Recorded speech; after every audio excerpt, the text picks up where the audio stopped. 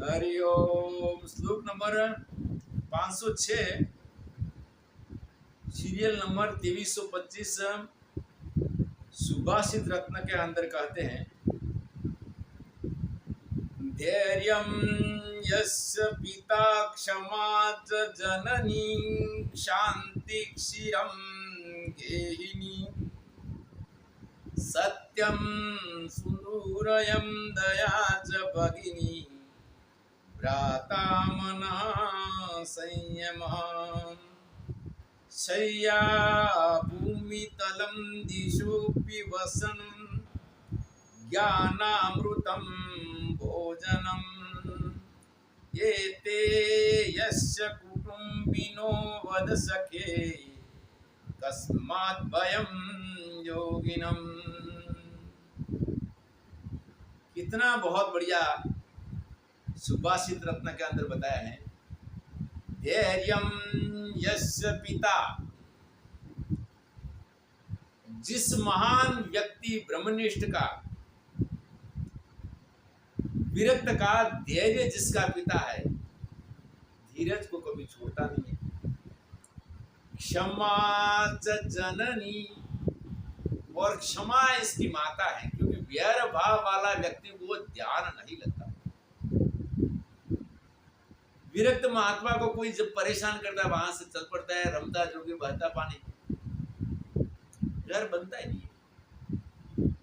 और इसको कर्म का फल मानता है, वहां से चल पड़ता है, लेकिन गृहस्थ कहाँ जाएगा? अपने बच्चे को, परिवार को, धंधा को छोड़ के गृहस्थ को कहाँ जाएगा?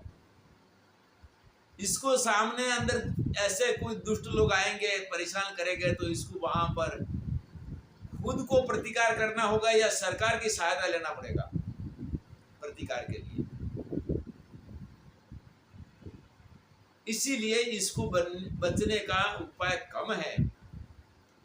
इसीलिए सन्यास की श्रेष्ठता इस कारण से बताएगी, राग और द्वेष को से बचने का उपाय विरक्त सन्यास में है।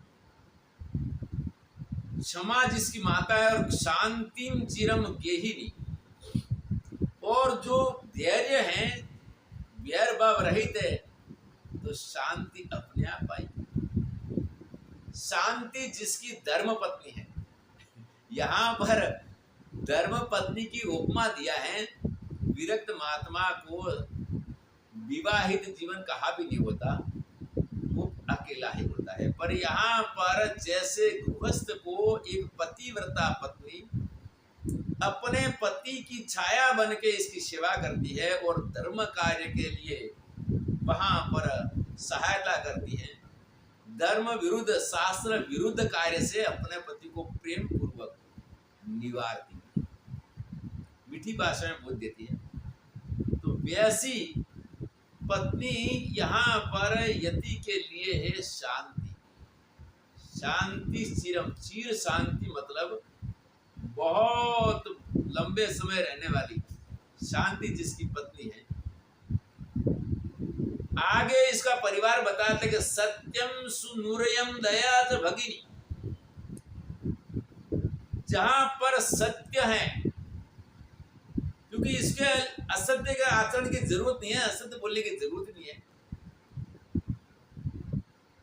निरंतर भ्रमण करना है, भिक्षा भोजन करना है, न कोई से लेना है न देना है, देने के अंदर ज्ञान है।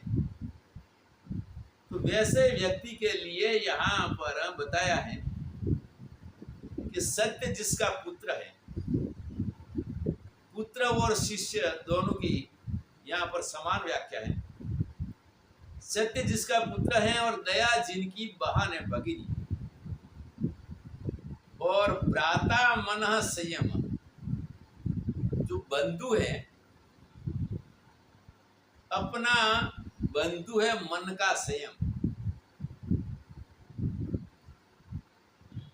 शया भूमि तलम दिशो च वसनम, पृथ्वी जिसके लिए शया है, भ्रमण काल के अंदर कहाँ पेड़ के नीचे सोया है, कहाँ कोई मंदिर के अंदर कोई तख्तपोश मिल गया वहां सोया या नीचे सो गया है। अलग अलग समय के अंदर, अलग अलग स्थान के अंदर शयन के लिए, लेकिन जमीन समतल हर जगह मिल जाएगी। इसीलिए इसके लिए भूमि तल जो इसके लिए सया है, इसकी पथारी है जिसमें वो इसको शयन करना है।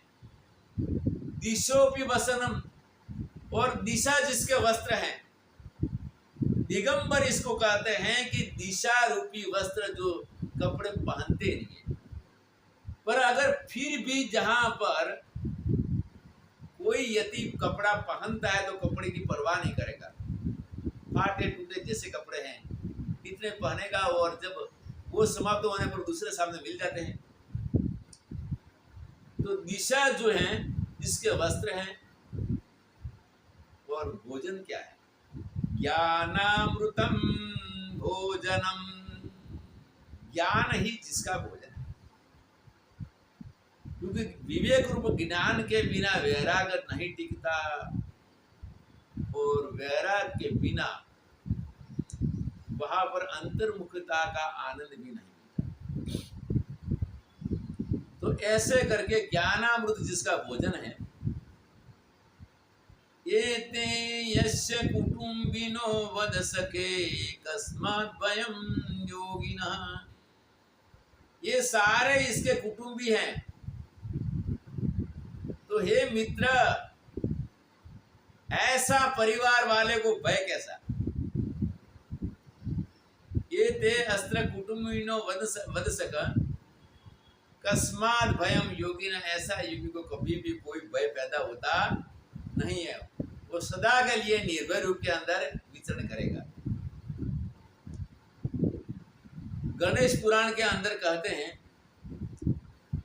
या स्वस्थमिदं शरीरमरुजं यावज्जरा दूरतो यावच्चेन्द्रिय शक्ति प्रतीयता तावच्चयो नायुषः आत्मा श्रेयसि तावदेव विदुषा कार्यः प्रयतो महान् संदीप्ते भुवने तु कूपखननं प्रत्युद्यमः कीदृशः। यावत् स्वस्थमिदं शरीरमरुजं यावत् जरा दूरतो, यहाँ कहा है कि ये जो हमारा शरीर जो है वो शरीर स्वस्थ है, और साथ साथ जरा अभी तक दूर है, अभी तक वृद्धावस्था आई नहीं। वृद्धावस्था आई है, शरीर स्वस्थ है, और साथ साथ ये भी गए आवत चेन्द्रिय शक्ति प्रतिहता तावक्षयो नायुषः, जहां पर इंद्रियों की शक्ति अप्रतिहित मतलब क्षीण नहीं हुआ। हमारे शरीर की इंद्रिय, अभी शरीर जो ठीक है, वृद्धावस्था नहीं है, और इंद्रियों जो है अभी सक्षम है।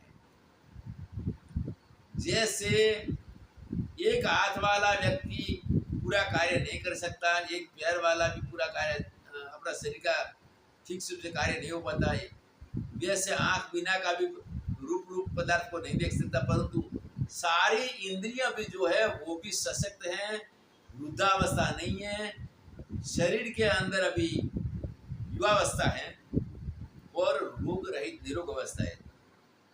यावक्षयो नायुष, इसी प्रकार से जब आयुष का क्षय नहीं हुआ है, तो इसीलिए कहते हैं कि ऐसा व्यक्ति को क्या करना चाहिए। आगे कहते हैं आत्म श्रेयसी तावद विदुषा,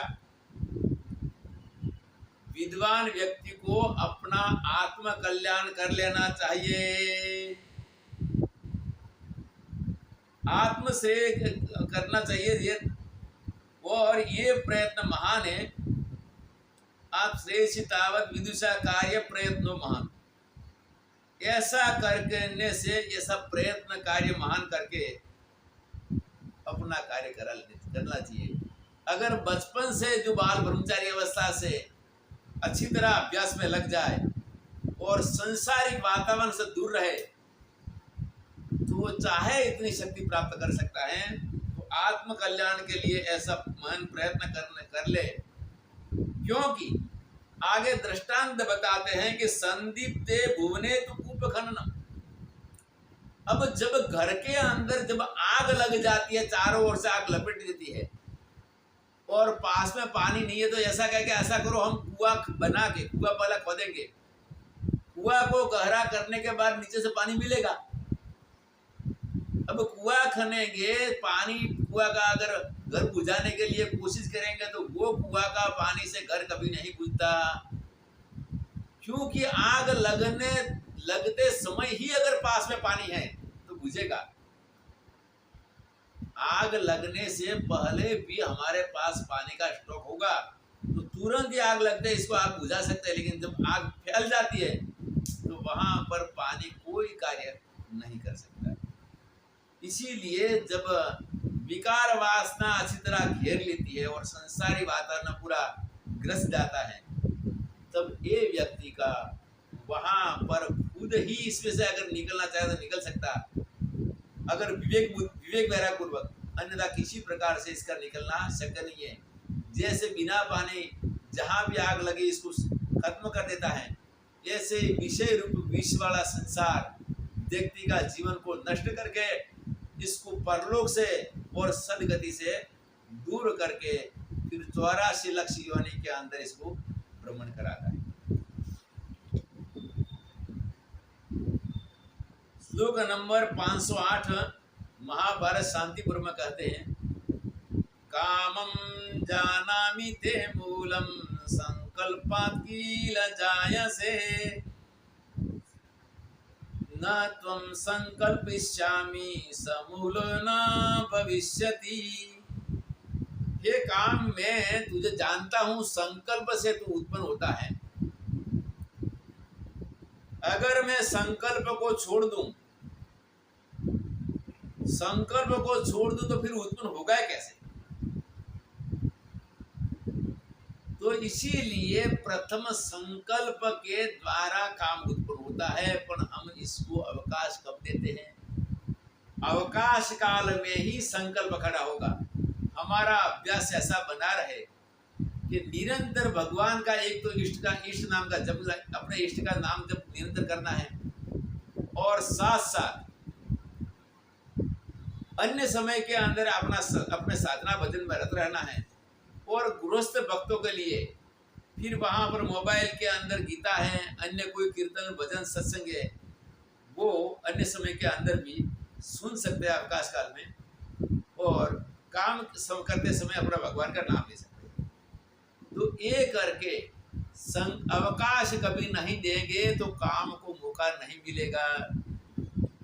अवकाश देने पर ही होता है। इसीलिए कहते हैं कि मैं जब संकल्प ही नहीं करूंगा, मेरा स्मरण बनता रहेगा, फिर तो कैसे उत्पन्न होगा? अब श्लोक है 509 और 510।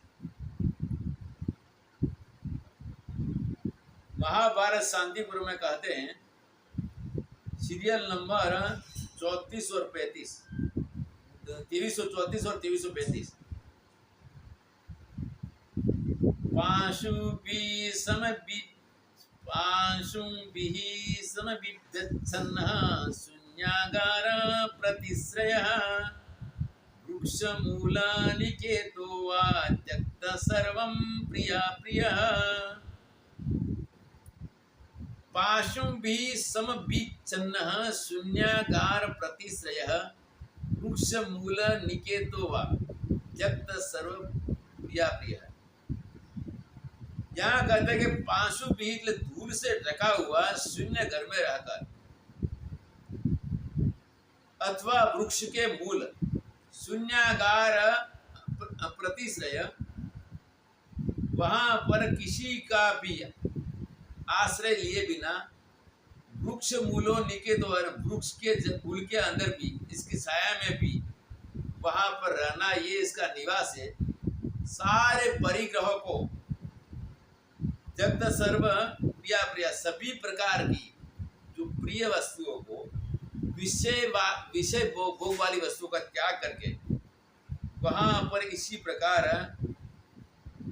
रहता है, विचरण करता है। फिर आगे कहते हैं कि न सोचा न प्रश्य तुल्य निंदात्म संस्तुपि निराशित निर्ममो भूत्वा निर्द्वंदो निष्परिग्रह।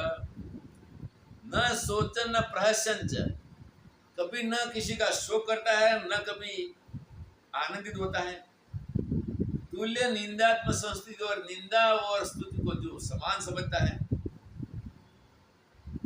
जिसके विचरण के अंदर दोनों में से किसी को भी वहां पर स्थान नहीं, निंदा को न स्तुति को, ऐसा निराशित निर्मम भत्वा, कोई प्रकार की आशा और ममता से रहित होकर निर्द्वंदो निष्परिग्रह, और कोई प्रकार का द्वंद को छोड़कर और परिग्रह, अपनी जीवन जरूरियात की वस्तु को छोड़कर कोई वस्तु न रखकर जो जीवन मुक्त रूप में विचरण करता है, वो योति ये लोक में जीवन मुक्ति का आनंद, ध्यान का आनंद और परलोक के अंदर मोक्ष को प्राप्त होता है।